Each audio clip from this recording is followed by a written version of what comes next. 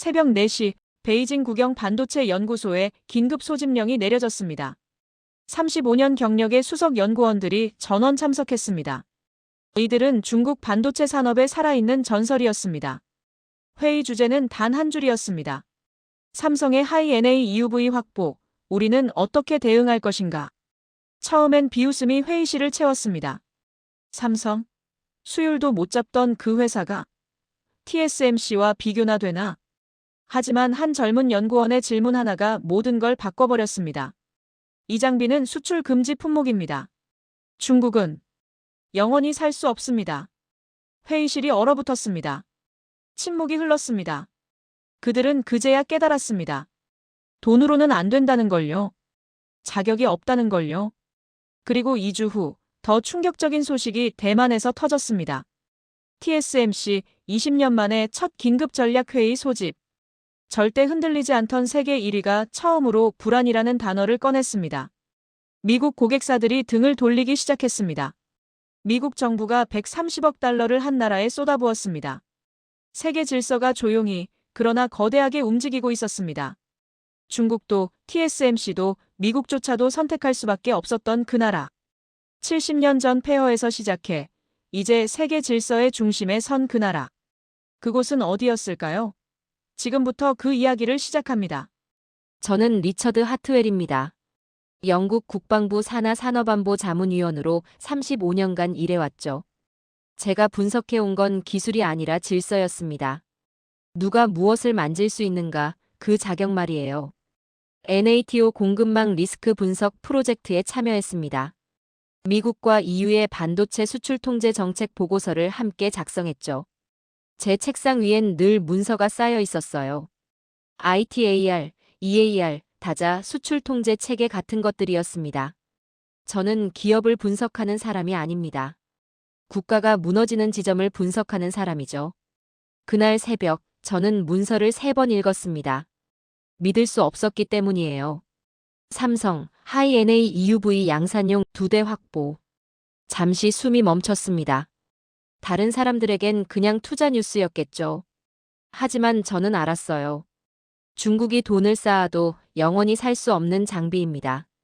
그 장비를 삼성이 먼저 확보했죠. 세계가 조용히 흔들리고 있었습니다. 새벽 4시 23분이었어요. 런던 자택 서재였습니다. 유럽 공급망 분석팀에서 보낸 일일 보고서를 열었죠. 평소처럼 훑어보려던 참이었습니다. 밤새 쌓인 보고서만 12권이었어요. 대부분은 일상적인 내용이었죠. 생산량 변동, 물류 지연, 가격 조정 같은 것들이요. 그런데 7번째 항목에서 손이 멈췄습니다. 삼성전자 ASML 하이-NA EUV 양산용 장비 2대 추가 확보. 처음엔 중요하게 보이지 않았어요. 반도체 기업이 장비를 사는 건 당연한 일이니까요. 그냥 넘어가려 했죠. 그런데 이상했습니다. 양산용이라는 단어가 계속 눈에 걸렸어요. 저는 다시 문서를 펼쳤습니다. 천천히 한 글자씩 읽었죠. 양산용이요. 연구개발용이 아니라 양산용입니다. 즉시 전쟁에 투입할 수 있는 장비라는 뜻이었죠. 저는 책상 서랍을 열었습니다. 2년 전 작성했던 수출 통제 분석 보고서를 꺼냈어요. 미국, 네덜란드, 일본이 합의한 반도체 장비 수출 규정이었죠. 표지에 먼지가 앉아 있었어요. 손으로 털어냈습니다. 페이지를 넘겼죠. 47페이지, EUV 장비 항목이 나왔습니다. 중국 수출 전면 금지. 단 한 줄이었어요. 하지만 그 한 줄이 의미하는 건 명확했습니다. 중국은 이 장비를 살 수 없습니다. 돈이 있어도 못 사요. 기술이 있어도 못 삽니다. 영원히요. 부품도 못 사죠. 유지보수도 못 받습니다. 심지어 기술 문서조차 받을 수 없어요. 완벽한 봉쇄였습니다. 저는 보고서 여백에 적힌 제 메모를 봤어요. 2년 전에 쓴 글씨였죠. 이 규정은 중국을 영구적으로 배제한다. 그 문장 아래 밑줄이 3번 그어져 있었습니다. 그런데 삼성은 샀어요. 그것도 양산용으로 2대나 확보했죠. 저는 창밖을 봤습니다. 새벽 하늘은 아직 어두웠어요. 머릿속에서 계산이 시작됐습니다.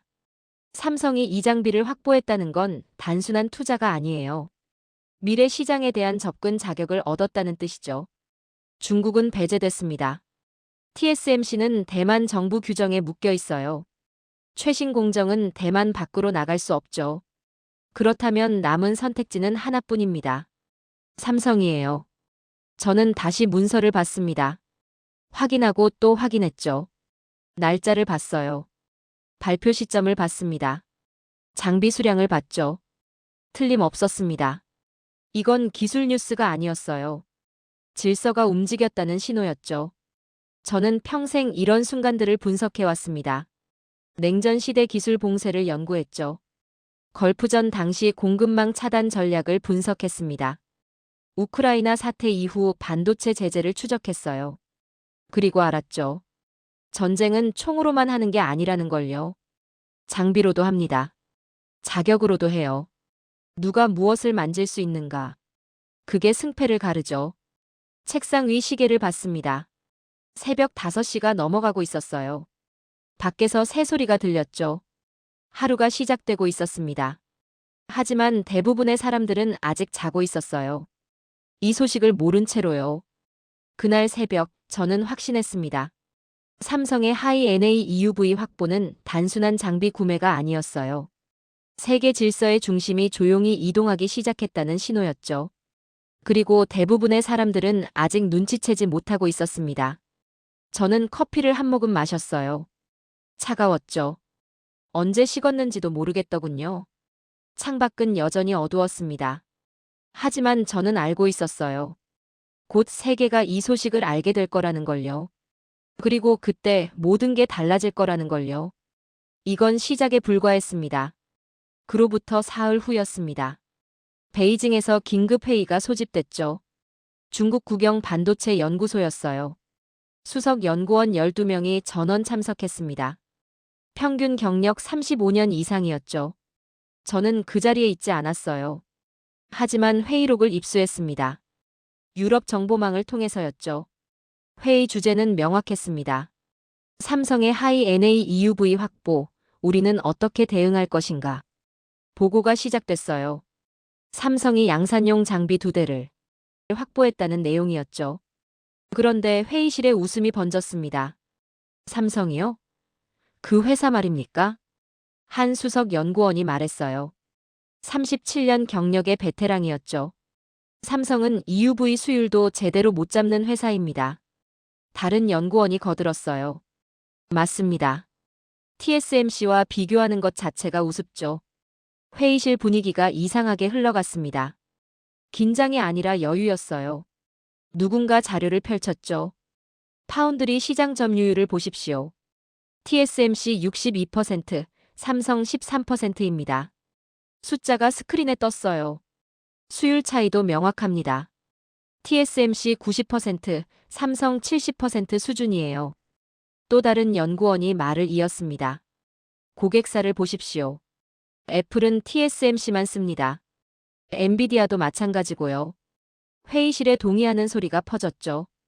저는 그 회의록을 읽으면서 불안했습니다. 그들은 숫자만 보고 있었어요. 시장 점유율, 수율, 고객사 목록이요. 모두 중요한 지표들이죠. 하지만 핵심을 놓치고 있었습니다. 장비 접근권에 대한 이야기가 없었어요. 수출 통제에 대한 논의도 없었죠. 동맹 구조에 대한 언급도 전혀 없었습니다. 그들은 기술 경쟁만 보고 있었어요. 질서의 변화는 보지 못했죠. 회의가 계속됐습니다. 결론은 명확합니다. 한 연구원이 정리했어요. 장비가 전부가 아닙니다.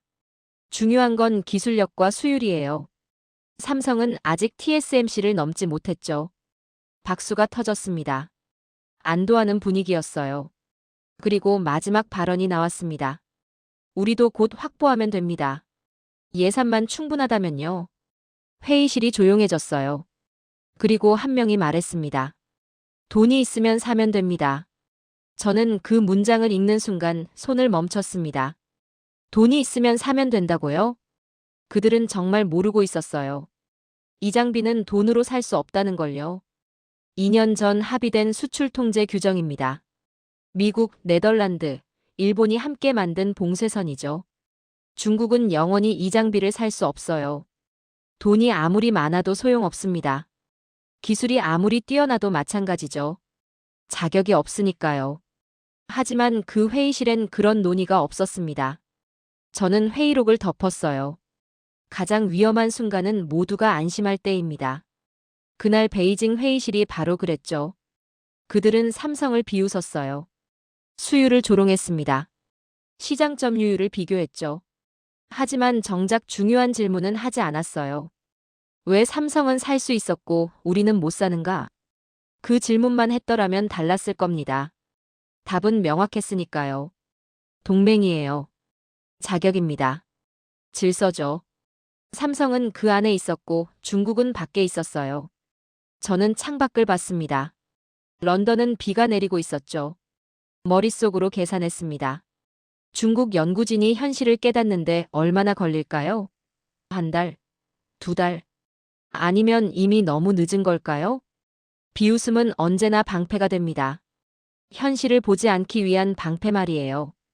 그날 베이징 회의실엔 한 가지가 없었습니다. 두려움이요. 그들은 여전히 자신들이 따라잡을 수 있다고 믿었어요. 돈만 있으면 된다고 생각했죠. 하지만 저는 알고 있었습니다. 게임의 규칙이 바뀌었다는 걸요. 이제 돈으로는 안 된다는 걸요. 그리고 그들이 그걸 깨달았을 때 이미 늦을 거라는 걸요. 저는 다시 문서를 펼쳤습니다. 삼성 소식이 적힌 그 보고서 말이에요. 양산용 2대 확보. 이 한 문장이 세계를 바꾸고 있었습니다. 조용히 그러나 확실하게요. 조롱과 안도가 뒤섞인 분위기였죠. 삼성 따위는 걱정할 필요 없습니다. 그때였어요. 회의실 뒤쪽에서 손이 올라갔습니다. 젊은 연구원이었죠. 29살 박사 학위를 받은 지 2년째였습니다. 그는 조심스럽게 질문했어요. 그런데 한 가지 여쭤봐도 되겠습니까? 선배 연구원들이 돌아봤죠. 이 장비는 수출 금지 품목입니다. 회의실이 조용해졌어요. 젊은 연구원이 계속 말했습니다. 2022년 미국, 네덜란드, 일본이 합의한 규정이에요. 하이 NA EUV는 중국 수출이 전면 금지돼 있죠. 공기가 달라졌습니다. 한 수석 연구원이 반박했어요. 그건 알고 있네. 하지만 예외 조항이 있을 겁니다. 젊은 연구원이 고개를 저었죠. 예외 조항은 없습니다. 저도 확인했어요. 그는 태블릿을 들어 올렸습니다. 수출 통제 규정 원문이 떠 있었죠. EUV 장비 본체뿐만 아니라 그가 읽기 시작했어요. 부품 수출도 금지됩니다.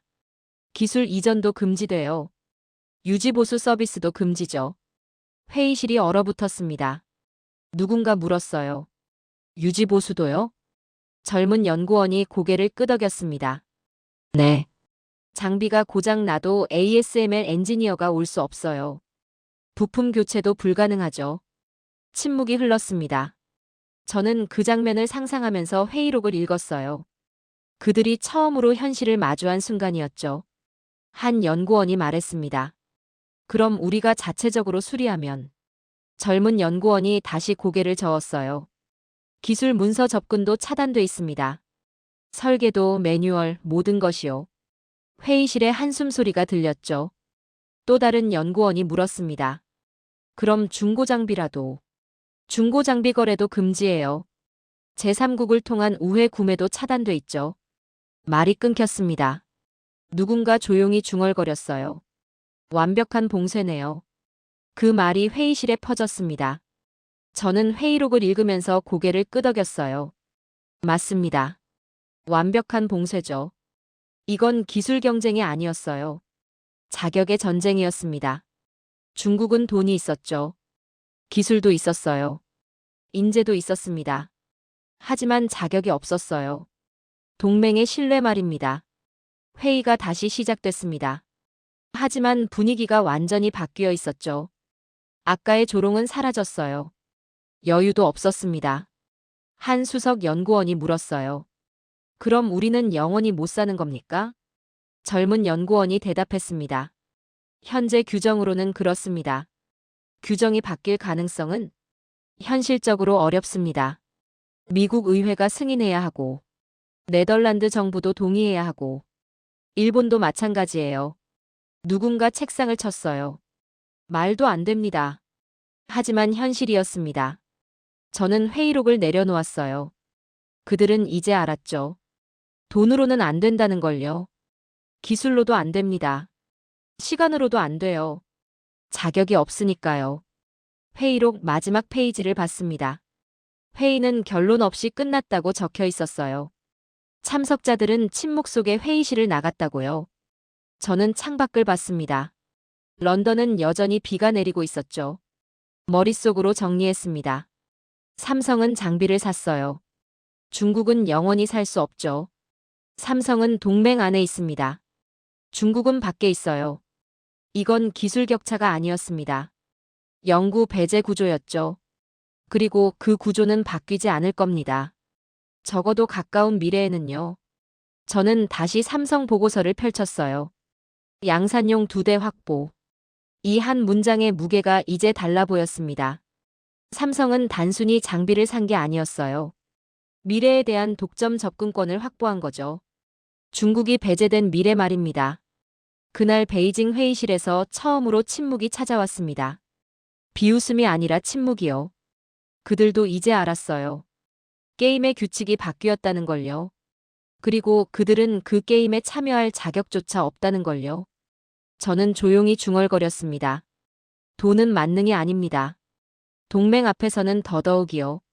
창밖 빗소리가 계속됐죠. 저는 삼성의 움직임을 추적하기 시작했습니다. 처음엔 의문이었어요.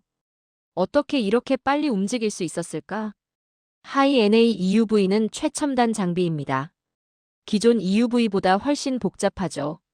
보통 기업들은 이런 장비를 도입하면 최소 1년은 테스트해요. 연구개발용으로 먼저 들여오고요. 공정을 분석하고 엔지니어를 교육하고 수율을 맞춥니다. 그런 다음에야 양산용을 고려하죠. 그게 정상입니다. 업계의 상식이에요. 그런데 삼성은 달랐어요. 저는 자료를 다시 확인했습니다. 삼성은 2024년 초에 연구개발용 하이-NA EUV를 도입했죠. 그리고 불과 7개월 만에 양산용 2대를 추가 주문했습니다. 7개월이에요. 업계 평균의 절반도 안 되는 시간이었죠. 어떻게 가능했을까요? 저는 과거 데이터를 뒤지기 시작했습니다. 삼성의 EUV 이력을 추적했어요. 그리고 한 줄을 발견했죠. 2018년 삼성 세계 최초 EUV 양산 도입. 손이 멈췄습니다. 2018년이요? 벌써 7년 전이에요. 저는 당시 기사들을 찾아봤습니다. 삼성, EUV 양산 돌입. 업계 최초 TSMC 추월 시도 하나. 하지만 그 뒤에 나온 기사들은 달랐어요. 삼성 EUV 수율 난항 TSMC와 격차 벌어져 무리한 도전이었나. 조롱 섞인 분석들이 쏟아졌죠. 당시 업계 평가는 명확했습니다. 삼성은 너무 서둘렀다. 기술이 준비되지 않았다. 실패한 투자다. 저는 그 기사들을 읽으면서 고개를 끄덕였어요. 그때는 저도 그렇게 생각했으니까요. 하지만 지금은 달랐습니다. 삼성은 실패한 게 아니었어요. 시간을 사고 있었던 거죠. 2018년부터 2024년까지 7년입니다. 그 7년 동안 삼성은 무엇을 했을까요? 저는 삼성 내부 보고서를 입수했습니다. 유럽 파트너를 통해서였죠. 보고서를 펼쳤어요. EUV 공정 데이터베이스 구축 현황. 페이지를 넘겼습니다. 수천 건의 실패 데이터가 정리돼 있었어요. 온도별, 압력별, 노광 시간별 테스트 결과들이었죠. 실패한 웨이퍼만 수만 장이었습니다. 하지만 삼성은 그걸 버리지 않았어요. 전부 데이터로 쌓았죠. 왜 안 됐는가를 기록했습니다. 어떻게 하면 되는가를 분석했어요. 7년간 말입니다. 저는 보고서를 읽으면서 전율했어요. 이건 실패가 아니었습니다. 학습이었죠. TSMC는 완벽함을 추구했어요. 실패를 최소화하는 전략이었습니다. 삼성은 달랐어요. 실패를 쌓아 올렸죠. 그리고 그 실패들이 지금 무기가 된 겁니다. 하이-NA EUV가 나왔을 때 다른 기업들은 막막했을 거예요.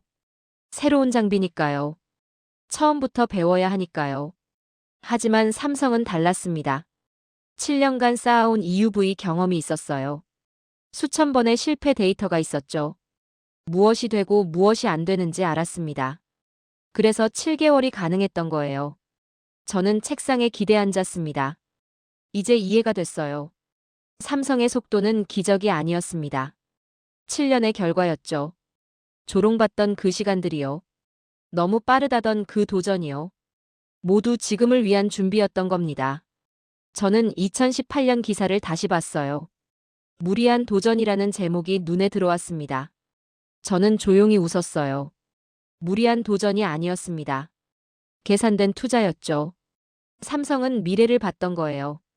언젠가 EUV가 표준이 될 거라는 걸요. 그때 경험이 승패를 가를 거라는 걸요. 그래서 남들보다 먼저 시작했습니다. 실패를 두려워하지 않았어요. 조롱을 견뎠죠. 7년간 말입니다. 그리고 지금 그 시간이 폭발하고 있었어요. 저는 창밖을 봤습니다. 비는 그쳤어요. 하늘이 조금씩 밝아지고 있었죠. 머릿속으로 정리했습니다. 삼성의 7개월은 기적이 아닙니다. 7년의 압축이에요. 속도는 재능이 아니죠. 축적의 결과입니다. 그리고 그 축적은 하루아침에 만들어지지 않아요. 삼성은 뒤쫓는 기업이 아니었습니다. 조용히 시간을 매집한 기업이었죠. 실패를 숨기지 않고 쌓았어요. 조롱을 견디며 배웠습니다. 그리고 지금 수확하고 있었어요. 저는 중얼거렸습니다. 7개월은 기적이 아니다. 7년의 결과다. 그 순간 삼성을 보는 제 시선이 완전히 바뀌었습니다. 7년의 축적만으로는 설명이 안 됐습니다.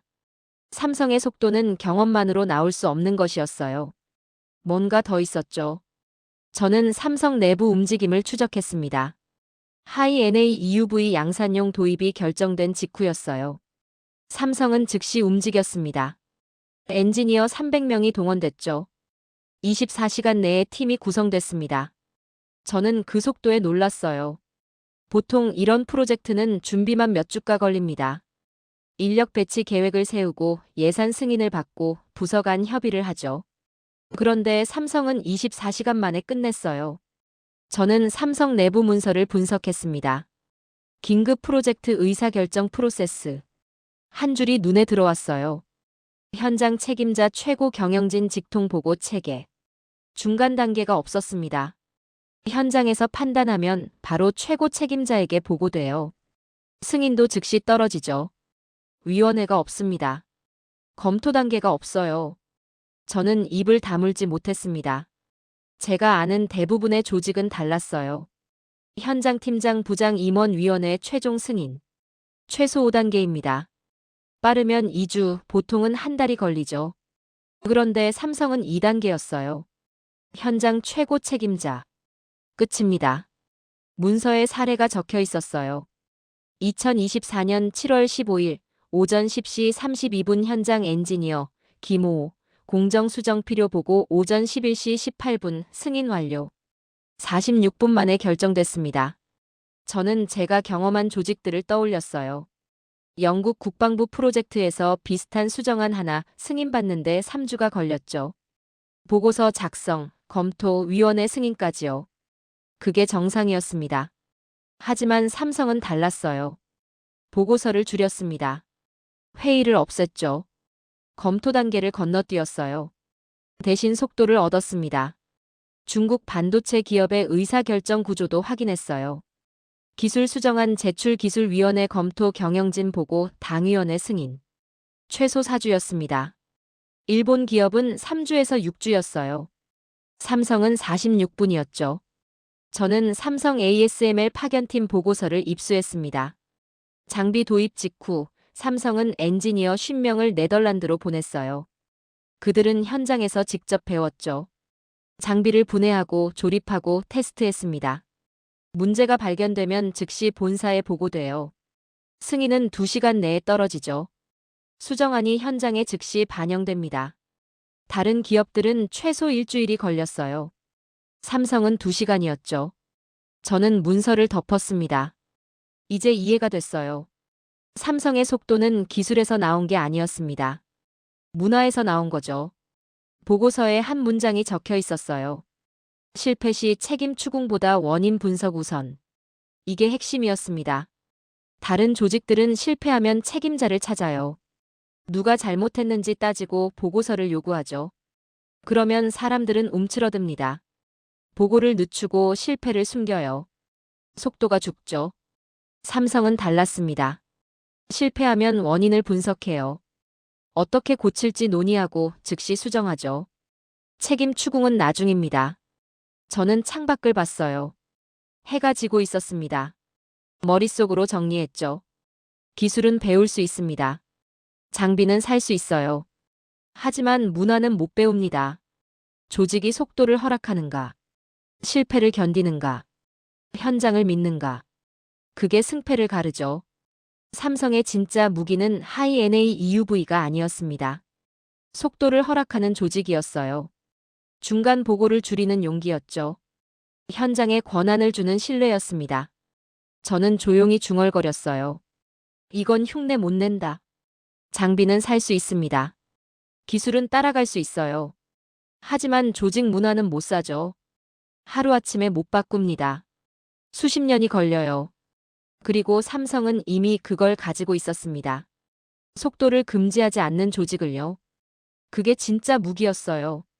그로부터 한 달 후, 저는 충격적인 보고서를 받았습니다. 제목은 간단했어요. 삼성 텍사스 테일러 공장, 이나노 공정 준비. 저는 즉시 지도를 펼쳤죠. 텍사스 테일러. 미국 본토였습니다. 처음엔 단순한 해외 공장 확장으로 보였어요. 삼성이 미국 시장 공략을 강화하는구나 정도로요. 그런데 아니었습니다. 보고서를 자세히 읽었어요. 이나노 공정, 하이 NA EUV 활용 예정. 손이 멈췄습니다. 미국 본토에서 이나노요? 이건 단순한 공장이 아니었어요. 저는 즉시 TSMC 자료를 찾았습니다. TSMC도 미국에 공장을 짓고 있었어요. 애리조나였죠. 하지만 핵심적인 차이가 있었습니다. TSMC 애리조나 공장은 5나노까지만 가능했어요. 최신 공정인 이나노는 불가능했죠. 왜일까요? 저는 대만 정부 규정을 확인했습니다. N-2 규정.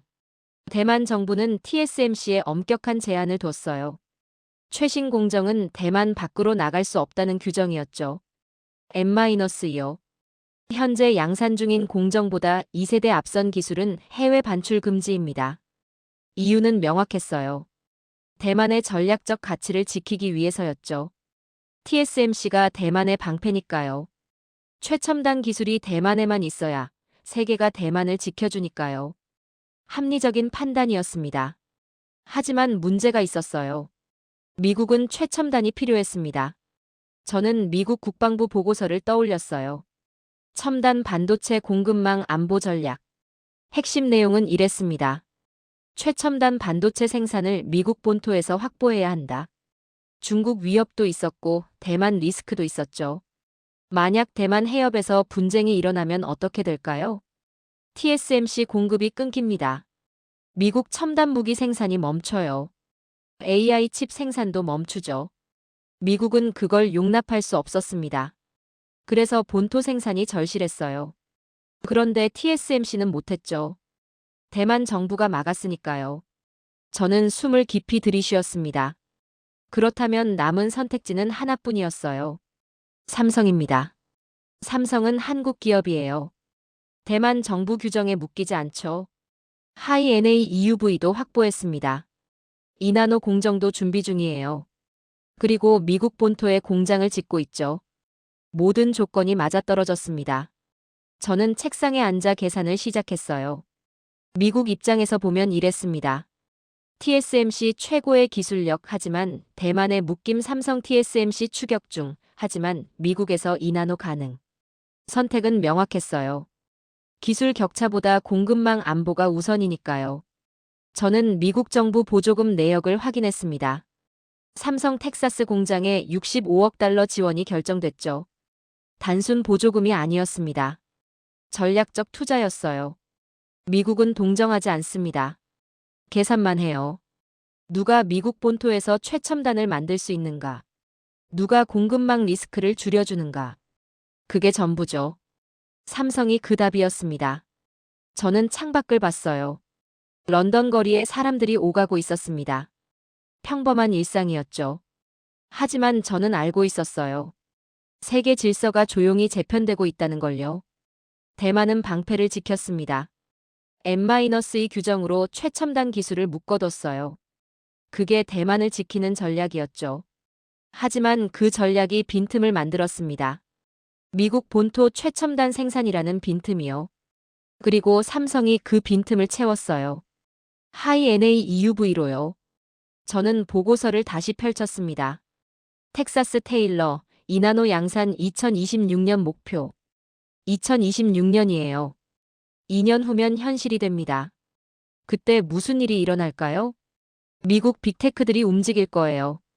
애플, 구글, 엔비디아, AMD. 그들은 공급망 안정을 원합니다. 미국 본토 생산을 선호할 거죠. 삼성이 유일한 선택지가 됩니다. 저는 조용히 중얼거렸어요. 기술은 국경을 넘지 않는다. 권력이 넘긴다. 하이 NA EUV는 더 이상 장비가 아니었습니다. 미국 땅 위의 권력 이동 장치였죠. 대만에서 한국으로, TSMC에서 삼성으로. 조용하지만 확실한 이동이었어요. 저는 책상 서랍을 열었습니다. 2년 전 제가 쓴 메모가 있었어요. 반도체는 기술 경쟁이 아니다. 지정학 전쟁이다. 그 문장 아래 새로 썼습니다. 그리고 삼성은 이제 전쟁의 중심에 섰다. 창밖 하늘이 어두워지고 있었어요. 하지만 제 머릿속은 명확했습니다.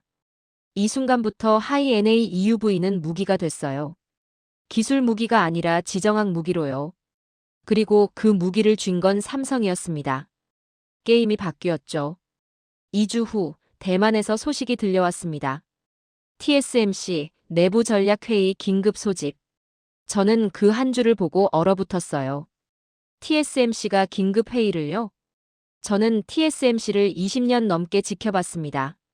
그들은 절대 흔들리지 않는 조직이었죠. 시장이 요동쳐도 침묵했어요.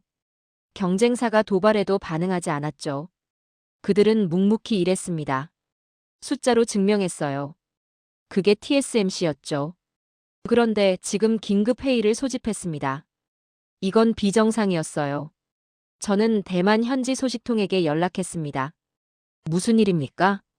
답변은 짧았어요. 삼성 때문입니다. 저는 더 자세한 정보를 요청했죠.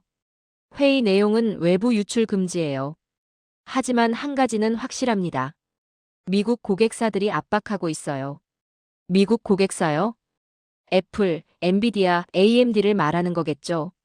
무엇을 요구합니까? 미국 본토에서 최첨단 공정을 원합니다. 저는 숨을 들이쉬었어요. 이제 이해가 됐습니다. TSMC는 지금 딜레마에 빠진 거예요. 한쪽에는 미국 고객사가 있습니다. 미국에서 이나노를 만들어달라. 다른 쪽에는 대만 정부가 있어요. N-2 규정, 최신 공정은 대만에만. 양쪽 다 포기할 수 없죠. 고객사를 잃으면 매출이 무너집니다. 대만 규정을 어기면 정부와 충돌해요. 그런데 삼성은 그 틈새에 있었습니다. 한국 기업이니 대만 규정에 안 묶여요. 하이 NA EUV도 있죠. 미국 공장에서 이나노 준비 중입니다. 모든 조건을 만족시켜요. 저는 창밖을 봤습니다. 비가 다시 내리기 시작했어요. 머릿속으로 계산했죠. 미국 고객사 입장에서 보면 이랬습니다. TSMC 최고 기술력 하지만 대만에만 묶임 삼성 기술 격차 있음. 하지만 미국에서 이나노 가능. 공급망 안정이 우선이라면요? 선택은 명확합니다. 저는 다시 대만 소식통에게 물었어요. TSMC 반응은 어떻습니까? 언론에 한 줄만 냈습니다. 전략 수정을 검토 중이라고요. 저는 그 문장을 곱씹었어요. 전략 수정을 검토 중. TSMC가 이런 말을 한 적이 있었나요? 없습니다. 그들은 늘 확신에 차 있었어요. 전략을 검토한다는 말을 쓰지 않았죠. 그런데 지금은 달랐습니다. 검토 중이라고 했어요.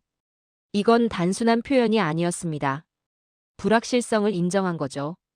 TSMC가 흔들리고 있었어요. 저는 TSMC 재무 보고서를 펼쳤습니다. 주요 고객사 비중이 나와 있었죠. 애플 25%, 엔비디아 15%, AMD 10%. 상위 3개사만 50%였어요. 만약 이들이 물량을 옮기면 어떻게 될까요? TSMC는 타격을 입습니다. 그리고 그들은 알고 있었어요. 삼성이 준비됐다는 걸요. 미국이 선택지를 원한다는 걸요. 저는 지난 3개월을 정리했습니다. 삼성 하이 NA EUV 확보, 텍사스 이나노 공장 발표, 미국 고객사들의 움직임, 그리고 지금 TSMC의 전략 검토. 모든 게 연결됐어요. 이건 단순한 기업 경쟁이 아니었습니다. 질서의 재편이었죠. 1위와 2위의 자리 바꿈이 아니라요. 게임 자체가 바뀌고 있었어요. 기술 경쟁에서 지정학 선택으로요. 저는 대만 지도를 봤습니다. 작은 섬이에요. 중국과 불과 180km 떨어져 있죠. 대만의 전략은 명확했습니다. 최첨단 기술을 대만에만 묶어두고요. 세계가 대만을 지키게 만드는 거죠. 현명한 전략이었어요. 하지만 그 전략이 역설을 만들었습니다. 미국은 대만을 지키고 싶지만요. 동시에 대만 의존을 줄이고 싶어 해요. 모순이죠. 그리고 삼성이 그 모순의 해답이 됐습니다. 저는 조용히 말했어요. TSMC가 두려워한 건 수율이 아니다. 시간을 뺏길 가능성이다. 고객사들이 삼성을 시험하기 시작하면요. 작은 물량부터 주기 시작하면요. 그게 시작이죠. 물량이 조금씩 옮겨갑니다. 삼성 수율이 올라가요. 고객사 신뢰가 쌓이죠. 그리고 어느 순간 균형이 깨집니다. TSMC는 그걸 알고 있었어요. 그래서 처음으로 흔들렸죠. 저는 창밖 빗소리를 들었습니다. 세계 1위가 움직였어요. 그것도 불안함을 드러내며요. 이건 신호였습니다. 판이 바뀌고 있다는 신호요. 삼성은 더 이상 대안이 아니었어요. 선택지였죠. 어쩌면 유일한 선택지가 되고 있었습니다. 적어도 미국 본토에서는요. 저는 달력을 봤어요. 2026년까지 2년 남았습니다. 삼성 텍사스 공장이 가동되는 해죠. 그때 무슨 일이 일어날까요? 저는 확신했습니다. 세계가 움직일 거라고요. 조용히 그러나 확실하게요. 그리고 그 움직임의 중심에 삼성이 있을 거라고요. 6개월이 흘렀습니다. 그동안 세계는 조용히 움직였어요. 저는 매일 보고서를 받았죠. 그리고 하나씩 확인했습니다. 세계가 삼성으로 이동하고 있다는 걸요. 첫 신호는 AMD였어요. AMD, 삼성과 차세대 칩 공동 개발 협의. 언론은 단순 협력으로 봤습니다. 하지만 저는 달랐죠. AMD는 TSMC의 핵심 고객이었어요. 그들이 삼성과 대화를 시작했다는 건 의미가 있었습니다. 시험하고 있었죠. 두 번째는 구글이었어요. 구글 텐서 칩, 삼성 파운드리 검토. 구글도 움직였습니다. 자체 AI 칩을 만드는 회사였어요. 공급망 다변화가 절실했죠. 삼성이 선택지에 들어왔습니다. 저는 패턴을 읽었어요. 미국 빅테크들이 하나둘 움직이고 있었습니다. 왜일까요? 이유는 3가지였어요. 첫째, 미국 본토 생산이었습니다. 중국 위협이 커지고 있었죠. 대만 리스크도 여전했어요. 미국 기업들은 안정을 원했습니다. 공급망 리스크를 줄이고 싶었어요. 삼성 텍사스 공장이 답이었죠. 둘째, TSMC 물량 포화였습니다. TSMC는 이미 한계였어요. 주문이 몰려 있었고 대기 시간이 길었죠. 새로운 공급처가 필요했습니다. 셋째, 통합 능력이었어요. 삼성은 메모리도 만듭니다. 파운드리도 하죠. 한 곳에서 메모리와 로직칩을 동시에 조달할 수 있어요. 효율적이었습니다. 그리고 3개월 전 폭탄이 터졌어요. 테슬라, 삼성과 자율주행 칩 장기 공급 계약. 저는 그 뉴스를 보고 의자에서 일어났습니다. 테슬라요? 계약 규모가 공개됐어요. 5년간 수십조 원 규모였죠. 이건 단순한 거래가 아니었습니다. 신뢰의 증표였어요. 테슬라는 실험하지 않습니다. 확신이 없으면 움직이지 않아요. 그들이 삼성을 선택했죠. 장기 계약으로요. 저는 그 의미를 알았습니다. 이제 삼성은 검증됐어요. 미국 빅테크가 믿을 수 있는 파트너로요. 그리고 한 달 전 미국 정부가 움직였습니다. 미국 상무부 삼성 텍사스 공장 추가 보조금 65억 달러 승인. 총 130억 달러가 투입됐어요. 이건 단순 지원이 아니었습니다. 전략적 선택이었죠. 미국은 계산했어요. 누가 미국 땅에서 최첨단을 만들 수 있는가? 누가 공급망을 안정시킬 수 있는가? 삼성이었습니다. 저는 모든 퍼즐이 맞춰지는 걸 봤어요. 하이 NA EUV 확보, 7년간의 경험 축적, 빠른 의사결정 구조, 텍사스 이나노 공장, 빅테크 계약, 미국 정부 지원. 모든 게 연결됐죠. 이건 우연이 아니었습니다. 전략이었어요.